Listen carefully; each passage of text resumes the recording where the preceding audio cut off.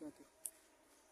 MB Rajarhat C লঞ্চটি আলু Costa Rica ঘাটে ঘাটে আছে। আজকে সম্ভবত দেউলিয়া নাজিরপুর লালমোহনের উদ্দেশ্যে রওনা দেয়নি। সম্ভবত যাত্রী কম থাকার কারণে হয়তো সার্ভিসে যায়নি, না হয় লঞ্চটির কোনো সমস্যা হচ্ছে বা কাজ করতেছে, এরকম হবে।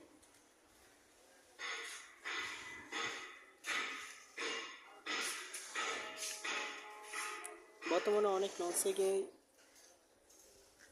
অনেক জায়গায় সদরঘাট যায় না, এমনকি অনেক লঞ্চ বন্ধ আছে যাত্রী কম থাকার কারণে। ওইখানে আলু হালিসের আছে, রয়্যাল ক্রুজ 2 আছে,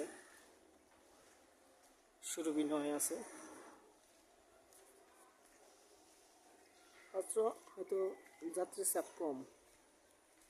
আর যতটা এই রয়্যাল ক্রুজ 2 লঞ্চটি আমি যতটুকু শুনছি যে এটা বরগুনা রুটে সার্ভিস দিচ্ছে,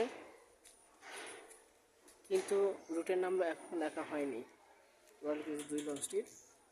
এটা হচ্ছে আলু হালিসের লঞ্চ, ঢাকাকালী ইলিশা হাকিমুদ্দিনের উদ্দেশ্যে রওনা দেয়।